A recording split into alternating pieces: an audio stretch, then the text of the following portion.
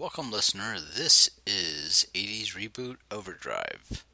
I'm calling this one our White Elephant Christmas Spectacular. Alright, so that's a little bit of overselling. It's probably not going to be spectacular at all. But this is going to definitely be a white elephant type of show.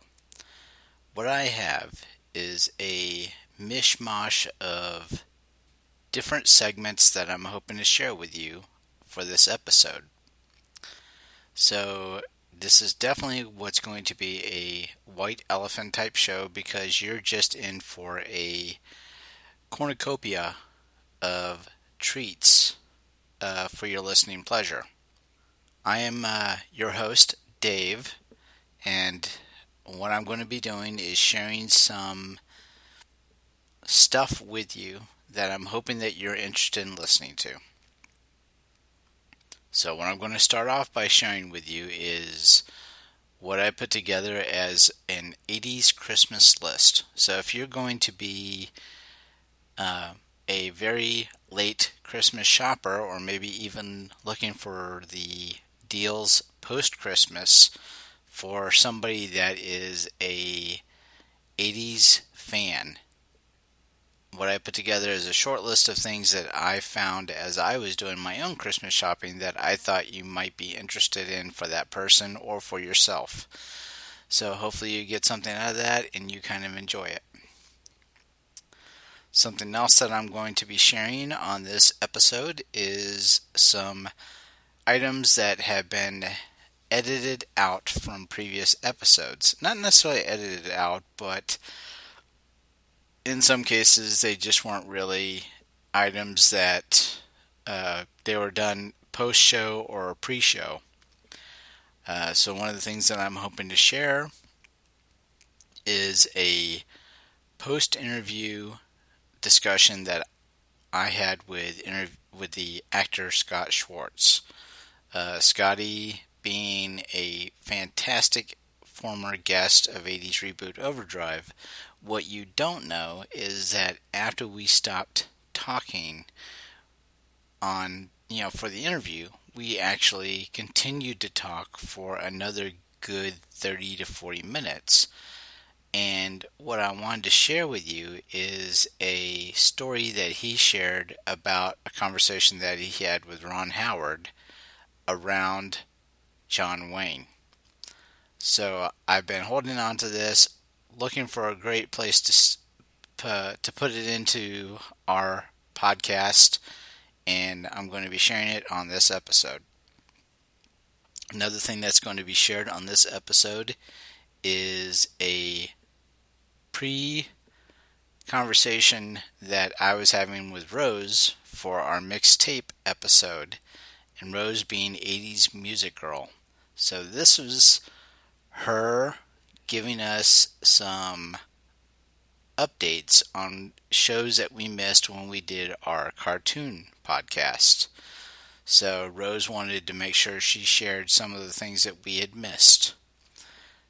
Another thing that's going to be shared on this episode is something that I think is kind of interesting for the listener, which I think is behind the scenes type of discussion.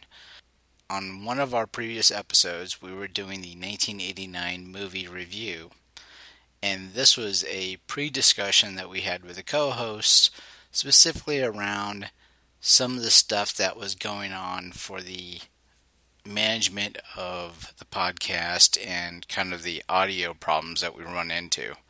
So I think it'd be kind of fun for you to listen to the behind-the-scenes stuff to see that we go through to put together the podcast for you.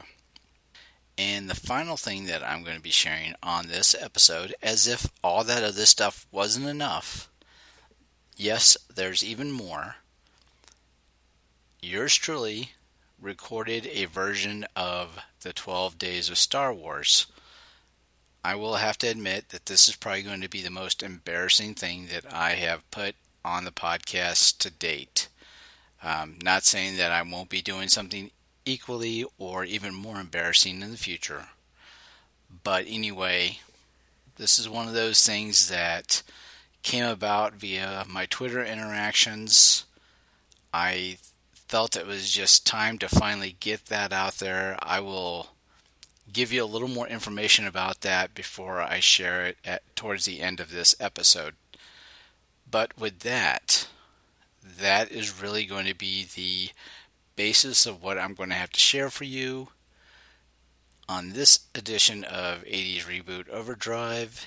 Insert bumper here.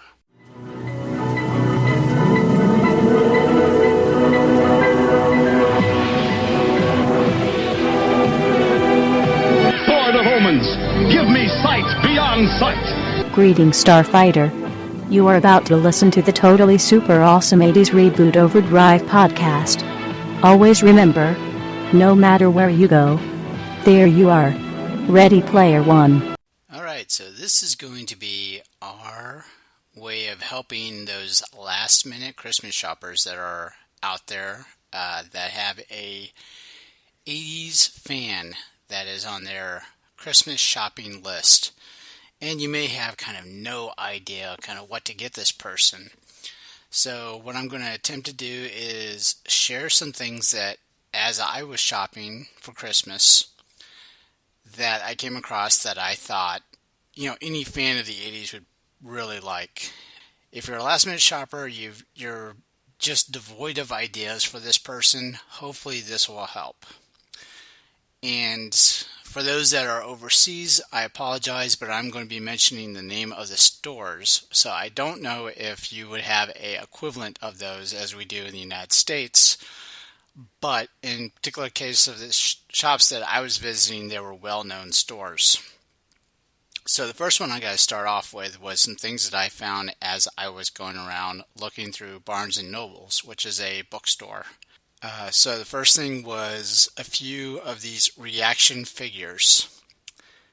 So one was Doc Brown, which of course from Back to the Future. There was a Snake Plissken from Escape from New York. So what this does is it looks like just some very simple action figures. I would think that they would probably be really great for a stocking stuffer if you have one that would accommodate the size of the package. There's nothing fancy to them at all. Unfortunately, I do think that they're probably a little bit above what would be considered a stocking stuffer price tag. But nonetheless, I think they're cool, and if I were to get one, I would definitely enjoy having it. So once again, that was the reaction figures Back to the Future, which was Doc Brown, Marty McFly, and then Escape from New York being Snake Plissken. As I was going along further in Barnes & Noble's, I came across something that I didn't even know that they had came out with yet, and this was Garbage Pail Kids vinyl figures. So the one that I had is in my hand was a Series 1, and so what it looks like is it's going to be a random figure that when you buy it, you're not sure which one you're going to get. So it's going to be one of those little surprise gift bag kind of things where you open it up and to find out which one you're getting. And I assume that the whole idea is much like the original collector cards where you would have to open up the package to find out which ones you got. And hopefully it's one of those things where you wouldn't get too many duplicates of a vinyl figure that you may already have. But I thought that was really cool to see. There was another one that looked like they're Transformers, and the one that I had taken a picture of that I'll be posting is one of Optimus Prime. But this isn't like a traditional Transformer. This looks like just a little, like a Mighty Mugs kind of figure of Transformers. So it's the first time seeing this, and what I didn't tell you at the beginning is I'm planning to post these pictures on our Tumblr account. So that you would be able to check them out to see what I'm talking about on this particular show. But in this case, this is the Transformers figure. It's Optimus Prime. I think it looks really kind of cool, but it's definitely a much smaller version of what we were used to as a 80's kid. So after Barnes & Noble, I did a visit to Target, which is another major store here in the United States, and I came across a few things that I thought an 80s child or fan of the 80s would like. So if you don't have it already, what I was looking at was a DVD of the flashback edition of 16 Candles. So I thought that would definitely be something that, fans of the 80s would like. There was also a Blues Brothers, which is the Blu-ray plus digital HD version. So if you don't have that already, that would be another good one. That would be a welcome addition. And of course, if it haven't gotten it already, or they don't have it in their collection, you can't go wrong with the 30th anniversary trilogy of Back to the Future. And that's available on Blu-ray plus digital HD. So I think that would definitely be something that would be just awesome to have. It's also got like a new original short with Doc Brown in it. So I would recommend that. Another one that if the person doesn't have, there's The Complete Adventures of Indiana Jones. It has all 4 movies on Blu-ray. So I saw that and I thought that would be another great addition to any 80s fan. Right now, of course, Star Wars being as popular it is because of the new movie A Force Awakens. So there's definitely a lot of things that have been retooled to, for those type of collectibles. What I saw, once again, still at Target, was the droid R2-D2 and R2-Q5 salt and pepper shakers. So I'm not that familiar with R2-Q5, but it looked really cool to have salt and pepper shakers that were Star Wars. So I would recommend that one. There's also the R2-D2 kitchen timer. So no kitchen could be complete without having a kitchen timer that looked like R2-D2. Something else that I thought were really cool were these unframed canvas prints. And there was these 2. One was of the original Star Wars, which was A New Hope, and then Star Wars The Empire Strikes Back. So both of them look like the original movie posters that were released back in 1977 and 1980. But, just really cool as a canvas print that you'd be able to hang up on your wall. So I saw those and I thought they were really, really cool. Definitely check out Target for those unframed canvas prints of Star Wars and Empire Strikes Back. As I moved on, I went to another store called Bed Bath & Beyond. I saw the original, not the original, but it was a flashback edition of a game called Simon, and I thought that was really cool because I remember playing that when I was a kid. I don't remember the exact time frame, if that was when it was the late 70s or early 80s, but as being a child of the 80s, I definitely remember playing Simon and enjoying it. So I thought maybe that would be something that would be fun to have on Christmas morning that you'd be able to share with your kids to get very nostalgic, if you can get them away from their iDevices, of course. Another thing that I thought was really cool was this Pac-Man Ghost Light, and this one has a party mode that reacts to music. So it's a color changing mood light with 16 colors and 2 modes. I thought that was just really cool, and I thought that would be a great addition to a bedroom or a den that you would have with an 80s nostalgic kind of vibe going on. Get that retro stuff. Still on the Pac-Man theme, there was a color-changing pint glass, so that when it was cold, you would see I believe it was a high score, and you'd be able to see Pac-Man with a ghost, but when it was not cold, then you would just see the framework for the level of Pac-Man. So I thought that was really neat. Another great thing that's out there is an ice cube tray for Pac-Man. So in this case, you can have your ice cube shaped as the ghosts or Pac-Man. Outside of that, I think the granddaddy gift of them all that I saw was this Atari Flashback 6 classic game console. And this again was at Bed Bath & Beyond. There it's retailing for $39.99. So just under $40. But, of course, with tax, it will take you over that $40 price range. But what this thing has got is 100 built-in games.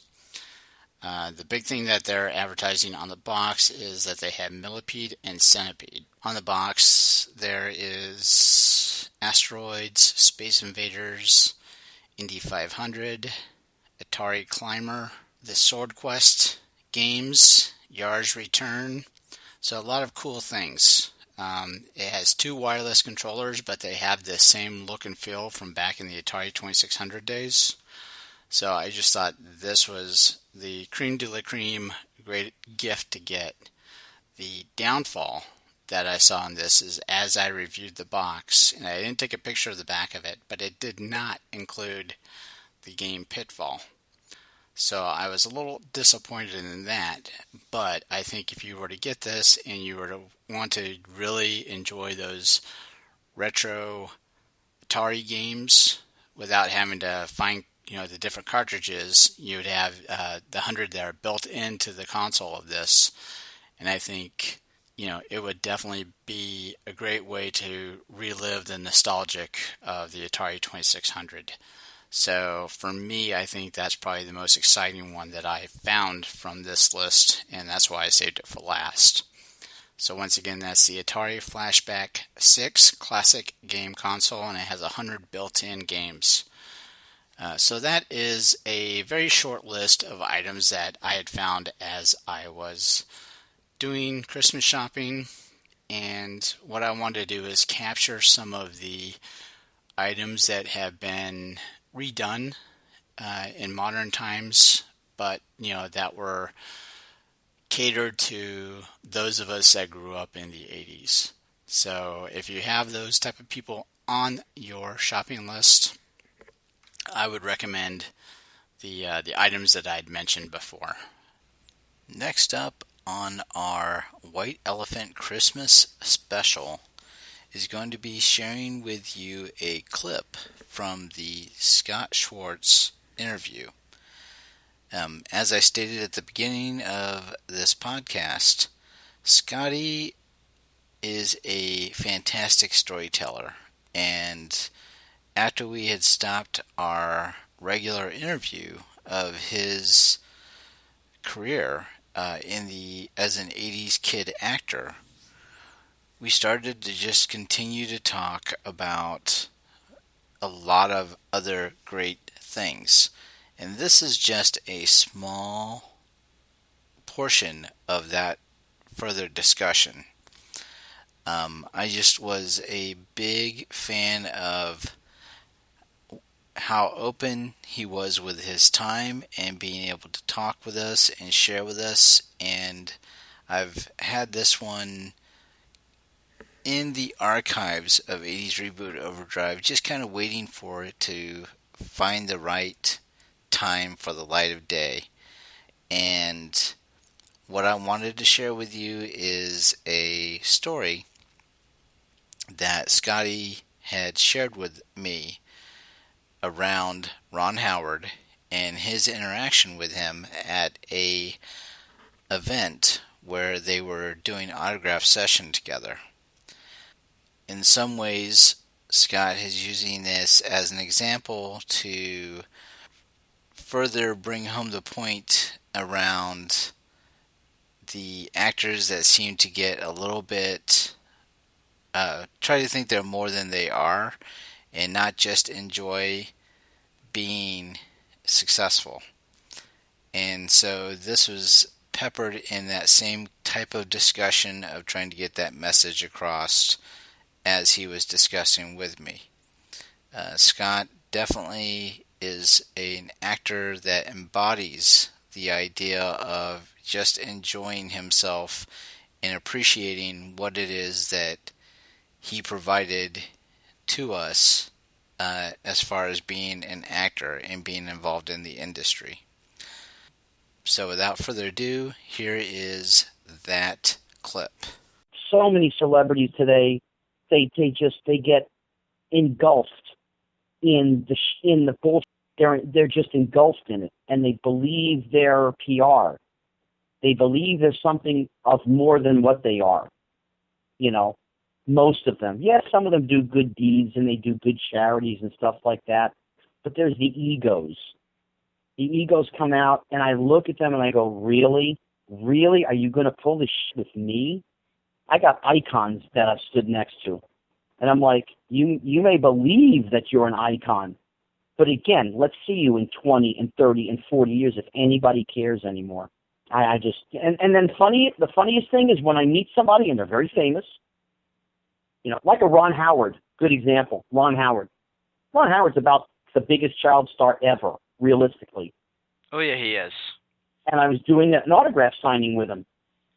And it was at his brother's house, and we're talking, and Clint came out with, hey, Ronnie, you know, Scotty did the toy with Gleason and Pryor, and that was it.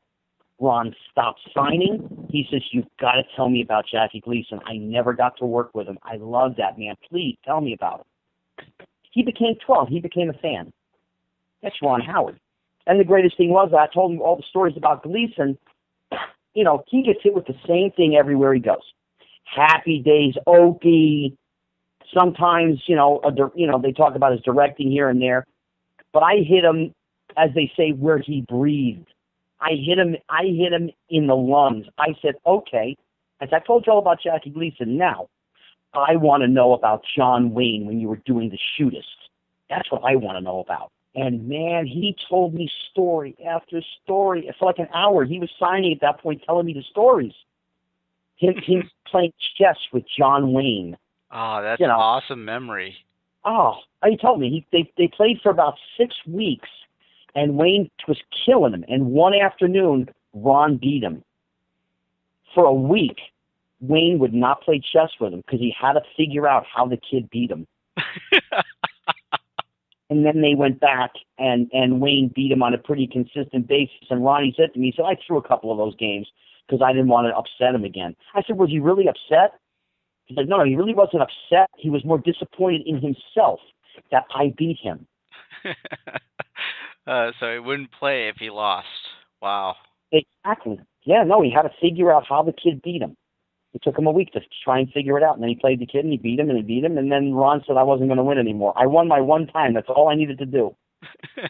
That was enough. Beat the Duke once, and then move on. Yeah. You know, I mean, I met Jennifer Aniston and Vince Vaughn and all those guys, you know. And Jen was in the middle of all the Brad Pitt crap. And, you know, she was nice. She was, you know, how are you? Nice to meet you. She was doing the breakup in Chicago, as a matter of fact. And Vince was there and whatever. And Vince was cool and ended up going to a Cubs game that the Cubs PR guy giving me tickets, not knowing that everybody else was going to the game as well. So Peter Billingsley was there. It was Ralphie and Christmas Story. He's, you know, producing the movie. Vince Vaughn, Jason Bateman, they all came to the game. And we all ended up sitting together. And after the game, they take us downstairs to meet the players. But, of course, those guys don't know that I already know some of these guys. You know, Mark Grace, I knew already. You know, Mark Grace walked in the room. He didn't get fucking Vince Vaughn. He could care less. Scotty, what's going on, my man? How you been? Hugging, how you been? What's going on? You know, Vince just couldn't believe that Mark Grace walked in. He didn't walk up to Vince Vaughn. He walked up to Scotty. What the hell is going on? That's an ego. Yeah, more what you were talking about, the ego part. Of course. Yeah. You know, I mean, it's if you realize how short life is and how precious it is, today it's here, tomorrow it can be gone. Just enjoy every day of it. You know, they have the brass ring. They have the platinum, gold, and whatever else you want to call it. Why wouldn't they just enjoy everything? TMZ, do you know that in all the years I've been in Hollywood, I've never been on TMZ, in TMZ, online TMZ, nothing, okay? Last February of 14, I was in Denver. They invited me to be the celebrity to do the half-court shot at a Nuggets game. Well, they don't know that I'm a good basketball player. I'm 5'2", by the way. Right. I hit a half-court hook shot at the Denver Nuggets game. It's on, you can go on YouTube. If you type in Rocky Christmas Story, it'll come up, and you'll see my shot. Half-court hook shot. Hit it. That's the only time I've ever been on TMZ. because they like me. I've met those guys, whatever. Scotty, how you doing? Oh, it's good. How you been? All right, good. Okay. And they leave me alone. They don't bother me. It sounds like good attitude and good living. That seems to be the magic formula for you. Yeah. I mean, and listen, I'm not wealthy by any means. I work 7 days a week. I don't take vacations. I do eBay. On my honeymoon, when I got married, I was allowed 2 hours a day in the business office in Jamaica. 2 hours a day, I was in the business office doing eBay. I don't take vacations. Nothing. I work. I earn a living to pay for my home, feed my dogs, feed myself, keep a happy home. But I enjoy what I do because I understand tomorrow it could be over. You just don't know. Next up is the pre-show clip with a discussion with Rose. And this was before our mixtape episode. And what had happened was Rose did a little bit of research on us being 80's Reboot Overdrive before she got online with us for the first time and listened to a few of our past episodes. The one specifically was around 80's cartoons.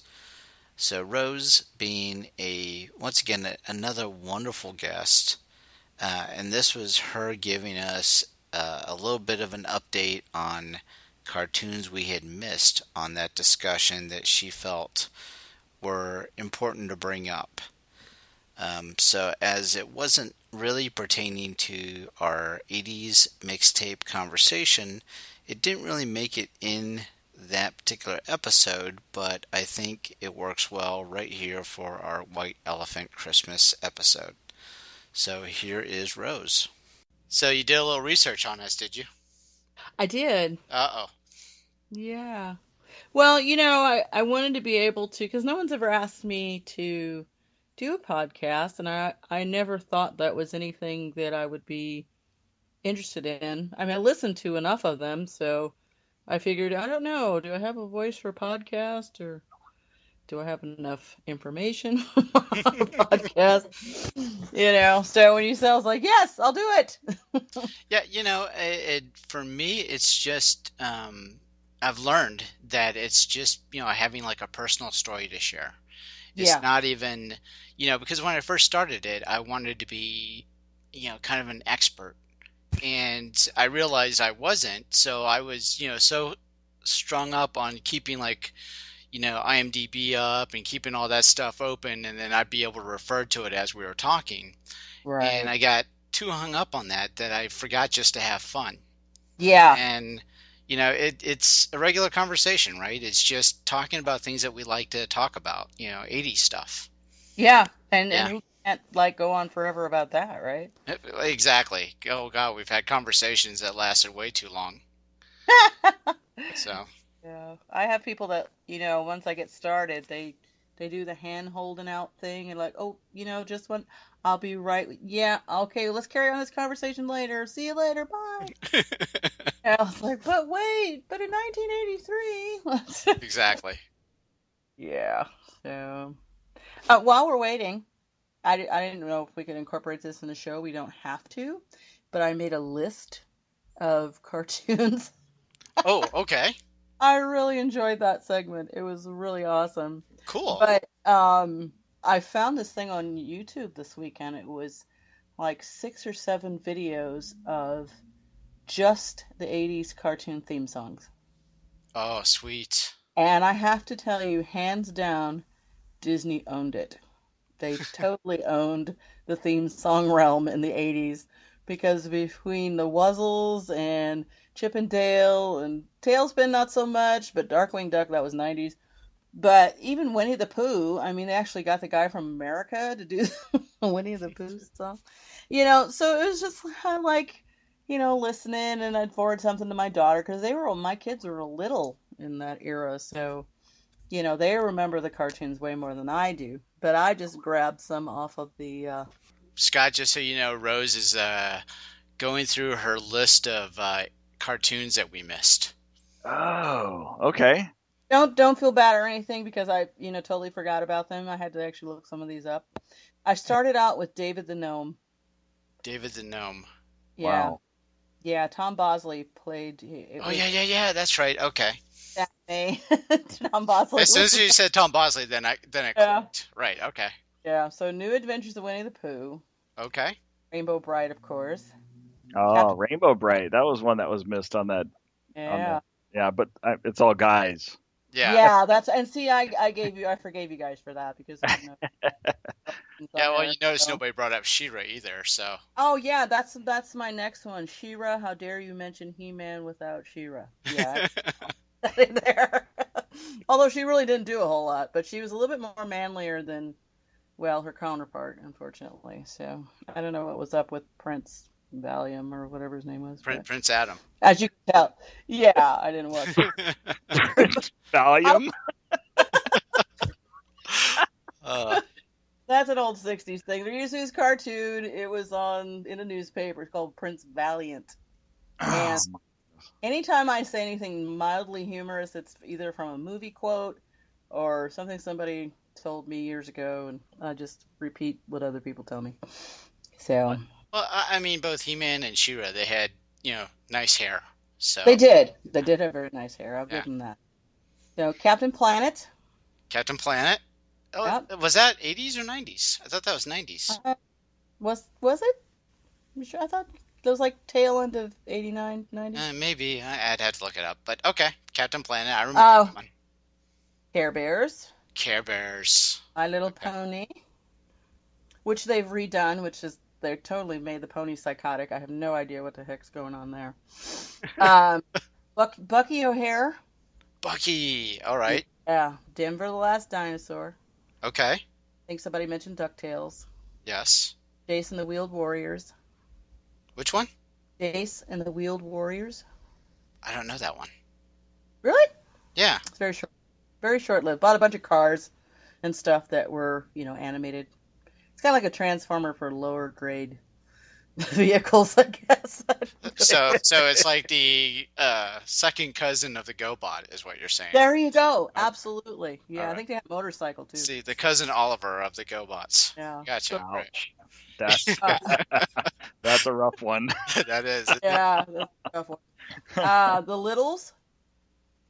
Oh, Oh wow. I remember the little. Wow, good Yeah. one. I think Andy Hayward was part of that one as well, because he did a lot of anime back in the '80s, and it was Ghostbusters. I think the Littles was another one, and something else that I don't think he did David the Gnome, but there's a lot of Japanese anime going on in the '80s, and I think I don't know if it had the big impact that it started to have. It snowballed into like a really big, huge thing later on, but that was like the precursor to, what we see now. Pound Puppies, of course. Pound puppies. Okay. Yeah. The Snorks. I remember Brian Cummings today Oh yes. talking about the Snorks. They were kind of like the Smurfs if they lived underwater. Right. Right. Strawberry Shortcake. There's a good reason why we didn't get that one. Okay. There you go. Voltron. Really, guys? Yeah, Voltron. did yeah, we- that was. Oh, Yeah. wow. missed What that a one. big gap on that one, right? Oh, yeah. So, Yeah. and they were supposed to like be making a movie about Voltron, like a live action movie, and I cringe every time I hear it. I was like, please don't mess that one up, please. And then the last one was Mapletown. I'm not familiar It's with another Mapletown. Japanese.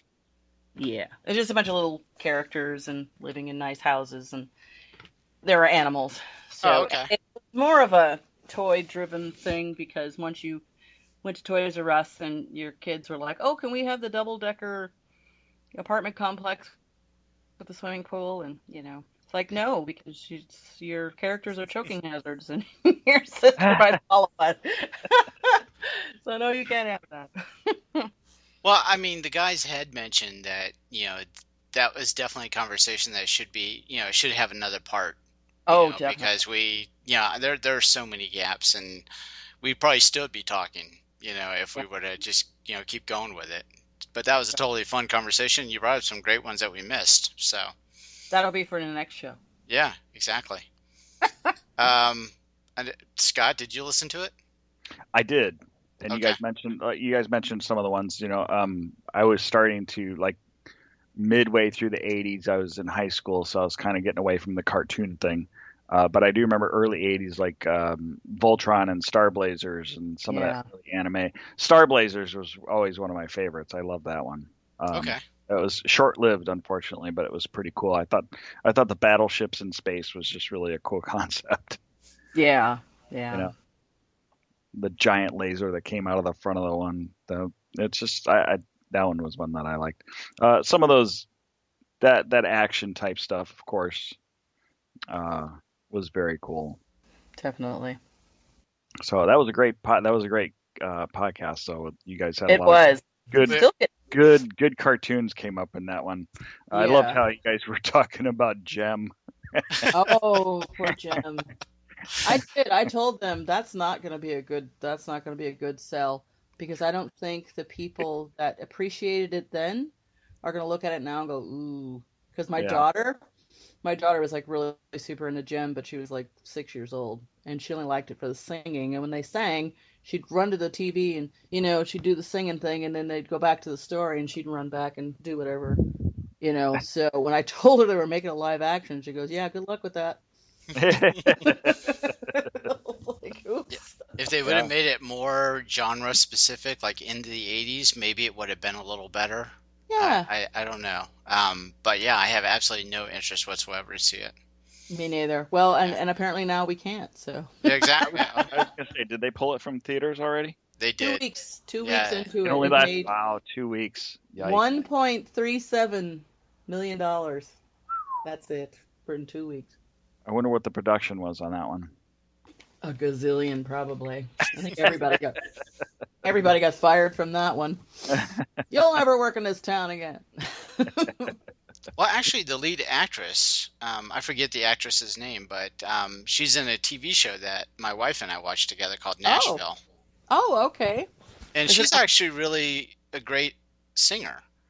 It, So it's really kind of interesting, but from that perspective, but I don't know. I just, for some reason, just seeing what they were doing with the trailer, it didn't look like it was going to work for me, so I like had no interest. But I'll continue to watch the TV show.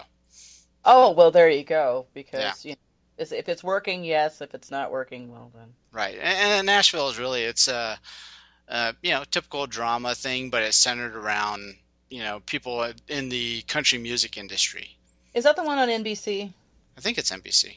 with the gal from their original Heroes? Yes. Yeah. Okay. Save the Cheerleader. Yeah. Mm-hmm. Exactly. Yeah. Cool.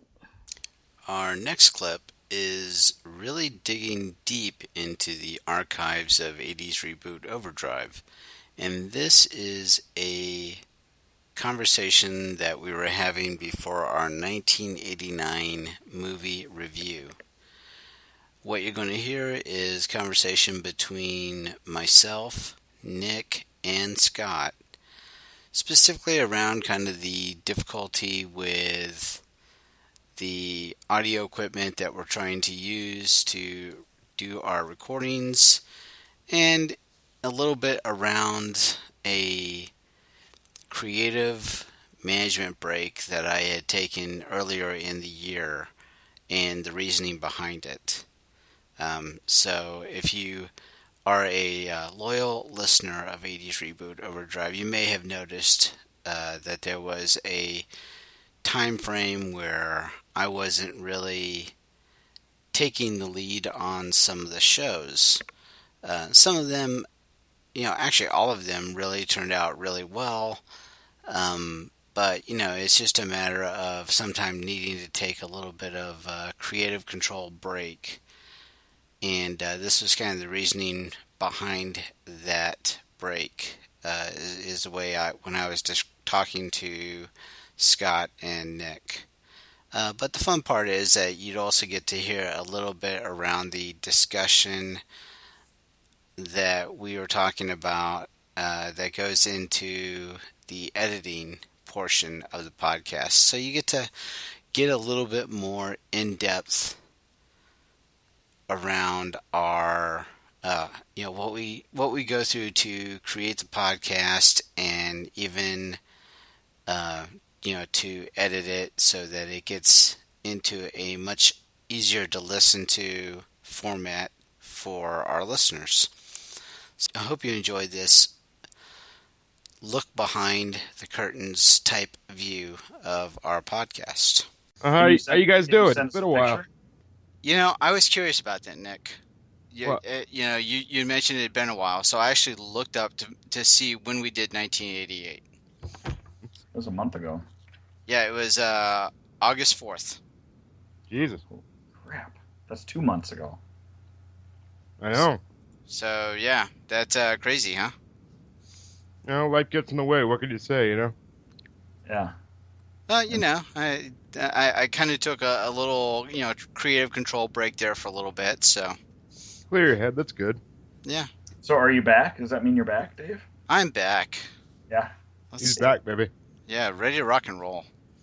Well, I mean, and it's not like I was really away because I was still kind of participating in some way, shape, or form. Yeah, well, you edited my segment. Yeah. I was editing all the stuff that everybody was, creating.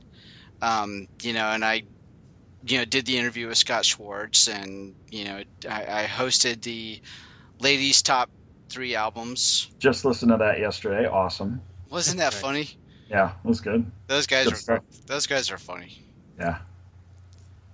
So yeah, it's not like I've been too far away. It's just, I was taking a break from the creative control and, picking categories and, trying to coordinate when to do it and all that kind of good stuff. No, totally. Yeah. So Dave, real quick, Tim, Chris, and I are putting together another metal show. Perfect. Nice. So we're probably going to record next week. Perfect. Yeah, I was talking to Tim, and he didn't like the sound on his the input for the heavy metal show. So, like the quality, sound quality. Yeah, the sound quality. He didn't like what was the way he sounded. So I let him borrow a mic that I had that I wasn't using. So he likes that a little better, but I think he's still planning on getting a headset. Now, the one thing I noticed, I know we're not quite on topic yet, but the one thing I noticed was that when I listen to it, it's in different channels. Like you're like on the left, and then I'm on the right. Did I do that again? Yeah, on the metal show, I think that's the way it went. Now on 88, I know I had gotten that wrong, and then I'd fixed it, and then I had Rob, put it back up again. Mm-hmm. But I didn't think I got it wrong on heavy metal. I'd have to listen to it again. But yeah, I might be wrong too. I might be thinking of another one. Well, let's take that back. Originally, when it was posted, it was wrong. Oh. But then I fixed it, and then he put it back up. Oh, okay. Yeah, so what happens is the person that's recording is on one channel, and then everyone else is on another channel. So when I'm editing and I don't fix that, then when you're listening to it in stereo, you get, the main host on the left, and then everyone else on the right. Yeah, okay. All right. Kind of that annoying. Makes sense now. Kind of annoying. Yeah, it's... I'm sure most people don't really care, but I'm kind of killer. No, it bugged me, so... I care, David. So yeah, that's one of the little things when you're editing, you gotta keep in mind and fix. Cool. Which I thought was really kind of funny because when I was testing the recording back on Chris Murney interview, I played it back so that I could hear to make sure it was recording. And I play it back and he goes, "Okay, left, right, got it." And I'm like, "Dude, that wasn't for you." That's funny. Yeah. All right. So are we ready to talk 1989? Yeah, I think so. I think I got my picks ready. Is it just all 3 of us? Yeah, it's just the 3 of us. And we're just going to go through like we did with the 86 and on format where we pick 3 movies to talk about. Well, I hope you're happy because that early show we did with Batman means we can't talk about it now. Oh, no. No. I'm ready for Batman. So, and in fact, we'll do the lead in and you'll see how I become a jerk. So, wait, there was Batman that year? Funny. All right, so now that I've been recording with Jesse, I always feel like I got to do a 3, 2, 1 thing, and he's funny that way. We're on the air. All right, somebody's beating something up. Sorry, I'm just kind of situating my computer a little bit better. All right. I don't really have a desk. I have 2 TV trays set up next to each other. Oh, there you go. And I'm trying to get it so that my mouse is not, because I'm using an external mouse. I'm not using the mouse pad on the laptop. So it's All right. Just got to get situated. And I hate this microphone. You know what? Hold on. Let me try something else real quick. Duct tape. Nope, sorry. That was for Nick. Hold on. Holding. Hey, I was able to get my thing working again, so I'm fine. What'd you do, Twisties? Well, no, what it was, it's like the speakers can pop off like the little rack thing. I don't know, maybe it's like, but then it's like tore off it, so I had to just like thread it back through the headset part and then pop it back in there. I don't know, it was weird. Okay. I feel bad though. I put this thing through its paces. It's starting to definitely starting to get a little quirky. I gotcha. Okay, can you guys hear me good? Yeah. Okay, cool. Actually, it sounds better than it did before. There's less background noise. Okay. Yeah, you know what? So I'm using my wife's headset that's a USB connection to the computer, and it's a nice headset that has, like the boom mic and everything. Okay. The other ones that I was using were just like headphones with a mic on it, and it bounces off my shirt or whatever, and makes all kinds of noise. So I will try to stop using that from now on. Yeah, actually, I like this sound a lot better. Oh, really? Yeah, Okay. because the other one has kind of like it's like a constant background noise kind of thing, but now it's cleared up completely. So you must have like some sort of noise reduction or something on that one. Maybe. It's a pretty nice headset. It was sent to her from her work, so. Well, there you go. Take it over, man. Shh, don't tell her. I gotta turn this fan up. I'm dying of heat in here, man. All right. Anytime you're ready. All right. 3, 2, 1. All right. So the final clip for your enjoyment is going to be the result of a Twitter interaction that I had with at 12 Days of Star Wars. Well, that's Twitter handle at 12 Days Star Wars. I had agreed upon, after that interaction, to sing the 12 Days of Star Wars on the podcast. What I had found was on YouTube, there was a musical instrumental version by Musical Drooby of the 12 Days of Christmas. So I had taken that instrumental version and I had downloaded that, and I have added my vocal stylings of the 12 Days of Star Wars. I am going on record to say that this probably is going to be one of the most embarrassing things that I have done for the podcast, and I think it's pretty important that I get that out for the internet to listen before I decide to change my mind and not post it. So with that, here we go.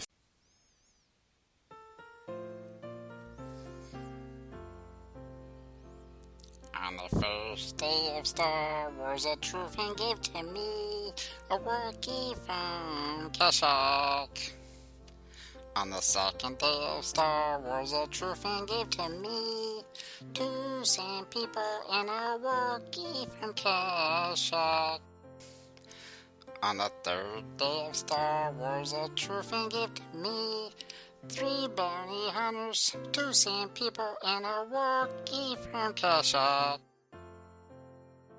On the 4th day of Star Wars, a true fan gave to me 4 X-Wing fighters, 3 bounty hunters, 2 sand people, and a Wookiee from Kashyyyk.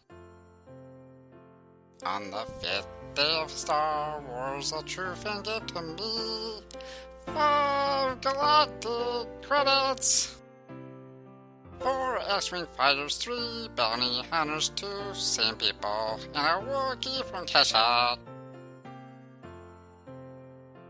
On the 6th day of Star Wars, the true fan gave to me 6 Star Destroyers firing 5 galactic credits. 4 X-Wing Fighters, 3 Bounty Hunters, 2 Sand People, and a Wookiee from Kesha. On the 7th day of Star Wars, the true fan gave to me 7 Gungans swimming, 6 Star Destroyers firing, 5 galactic credits. 4 X-Wing Fighters, 3 Bounty Hunters, 2 Sand People, and a Wookiee from Kesha. On the 8th day of Star Wars, a true fan gave to me 8 Banthas shedding, 7 Gungans swimming, 6 Star Destroyers firing, 5 galactic credits. 4 X-Wing Fighters, 3 Bounty Hunters, 2 Sand People, and a Wookiee from Kashyyyk. On the 9th day of Star Wars, a true fan gave to me 9 Hutt slaves dancing, 8 Banthas shedding, 7 Gungans swimming, 6 Star Destroyers firing, 5 galactic credits. 4 X-Wing Fighters, 3 Bounty Hunters, 2 Sand People, and a Wookiee from Kashyyyk. On the 10th day of Star Wars, a true fan gave to me 10 Sith Lords levitating, 9 Hutt slaves dancing, 8 Banthas shedding, 7 Gungans swimming, 6 Star Destroyers firing, 5 galactic credits. 4 X-Wing Fighters, 3 Bounty Hunters, 2 Sand People, and a Wookiee from Kashyyyk. On the 11th day of Star Wars, a true fan gave to me 11 Padawans learning, 10 Sith Lords levitating, 9 Hutt slaves dancing, 8 Banthas shedding, 7 Gungans swimming, 6 Star Destroyers firing, 5 galactic credits. 4 X-Wing Fighters, 3 Bounty Hunters, 2 Sand People, and a Wookiee from Kashyyyk.